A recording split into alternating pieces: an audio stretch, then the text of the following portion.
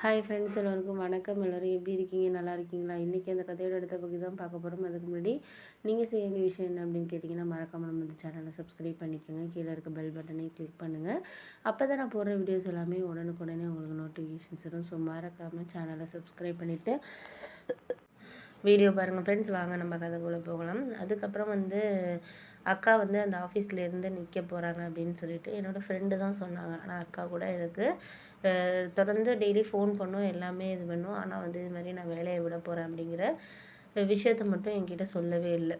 ஆனால் அங்கே என் அக்கா கூட என்னோடய காலேஜ் மேட் 2 பேர் வேலை பார்க்குறாங்க அதே ஆஃபீஸில். அந்த பொண்ணு என்கிட்ட லக்ஷயான்ட்டு அவள் தான் எனக்கு ஃபோன் பண்ணியே சொல்லுவாள். இது மாதிரி நான் அக்கா வேலையிலேருந்து நிற்க போகிறாங்க, அவன்கிட்ட சொன்னாங்களா என்னன்ட்டு அவள் கேட்குறப்ப தான் எனக்கே தெரியும், என்னடா இது அக்கா இது எதுவுமே இதை பற்றியெல்லாம் ஒன்றுமே சொல்லலையே அப்படின்னு சொல்லிட்டு நானும் கேட்டுக்கல. சரி அக்காவாக சொல்கிறப்ப சொல்லட்டும் அப்படின்ட்டு அம்மா அப்பாவுக்கு கூட சொல்லாமல் இது மாதிரி முடிவெடுத்திருக்கீங்க அப்படின்ட்டு. அதுக்கப்புறம் நான் ஒன்றும் அதை பற்றி நான் இது பண்ணுற மாதிரி தெரியல.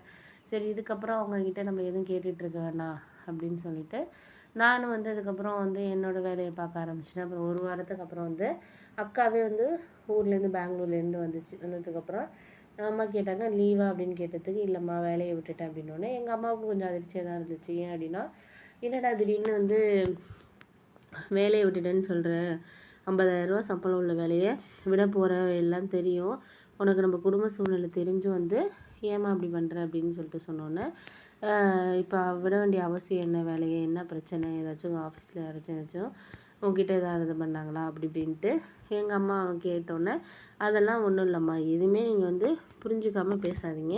எனக்கு வெளிநாட்டுக்கு போகிறதுக்கு ஒரு ஆஃபர் வந்திருக்கு, அதை நான் ஓகே பண்ணி அனுப்பிட்டேன். அதுவும் நீ செலக்ட் ஆகிட்டேன். அது ஆஃபீஸில் நான் யாருக்கிட்டையுமே சொல்லலை. சொன்னேன்னா அவங்க கண்டிப்பாக ரினிவல் ஆகிறதுக்கு கண்டிப்பாக அவர் ஓகே லெட்டர் கொடுக்க மாட்டாங்க, சர்டிஃபிகேட்லாம் கொடுக்க மாட்டாங்க. நான் ஏதாச்சும் ஹெல்த் இஷ்யூ வேறு ஏதாச்சும் விஷயம் நான் சொன்னேன்னா மட்டும்தான் அவங்க எனக்கு நீங்கள் இது பண்ணலாம் அப்படிங்கிற மாதிரி ஒரு இது கொடுப்பாங்க அப்படின்னோடனே, சரி சரிம்மா அப்படின்னு சொல்லிட்டு அதுக்கப்புறம் எனக்கும் அப்போ தான் புரிஞ்சிச்சு. அக்கா சொன்னோன்னே நான் கூட அக்கா என்னடா திடீர்னு வேலையை விட்டுட்டு, நம்ம வேறு கடன்லாம் இருக்குது, ஏன்னா எங்களை படிக்க வச்சது எல்லாமே லோன் வாங்கி தான் அப்பா 2 பேரையுமே அக்காவையும் என்னையும் படிக்க வச்சாங்க. பையன் கிடையாதுங்கிறதுனால அவர் அப்பாவும் ஒரு ப்ரைவேட் கம்பெனியில் தான் சும்மா கிளிக்காக தான் வேலை பார்த்துக்கிட்டு இருக்காரு.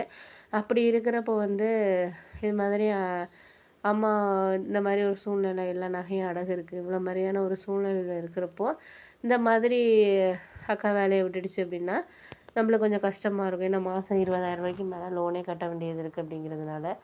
அதுக்கப்புறம் தான் அக்கா சொன்னிச்சு, இது மாதிரி எனக்கு வெளிநாடு ஃப்ரெண்டு, என்னோட படித்த ஃப்ரெண்டு வெளிநாட்டில் இருக்காம்மா, அவன் எனக்கு ஏற்பாடு பண்ணுறேன் அப்படின்னு சொல்லிட்டு சொல்லியிருந்தான்.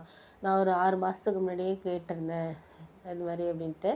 அங்கெல்லாம் போனால் மாதம் நமக்கு 1,00,000 ரூபாய் சம்பளம் கிடைக்கும், சாப்பாடு இதெல்லாம் போக 1,00,000 ரூபாய் கிட்ட எனக்கு சாப்பாடு கிடைக்கும் போகிறதுக்கு அப்படின்னு சொன்னோன்னே, அதனால தான் நான் அவன்கிட்ட சொல்லி என்னோடய சர்டிஃபிகேட்லாம் ஜெராக்ஸ் அனுப்பி இன்டர்வியூ அட்டன் பண்ணேன். இன்டர்வியூ அட்டன் பண்ணதுக்கப்புறம் என்னை செலக்ட் பண்ணிட்டாங்க. ஆஃபர் லெட்டர் எல்லாமே அனுப்பிவிட்டாங்க. இன்னும் ஒரு 15 நாளில் கிளம்புற மாதிரி இருக்கும். டிக்கெட் மட்டும் ஒரு 30 ரூபா செலவு பண்ணணும், 30,000 செலவு பண்ணணும். மீதி எல்லாமே எனக்கு ஃப்ரீ தான். இது மாதிரி கிடைக்கிறது கஷ்டம். அதனால தான் நம்மளுக்கு 50,000 கூட கிடச்சிச்சின்னா நம்ம லோனை மாதம் மாதம் ஒரு 50,000 கட்டணும்னா கிட்டத்தட்ட ஒரு வருஷம் 1.5 வருஷத்தில் நமக்கு எல்லா லோனையும் அடைச்சிடலாம். 20,000 கட்டிகிட்டு இருந்தோம்னா இன்னொரு 3-4 வருஷம் ஆகும் நம்மளுக்கு கட்டுறதுக்கு.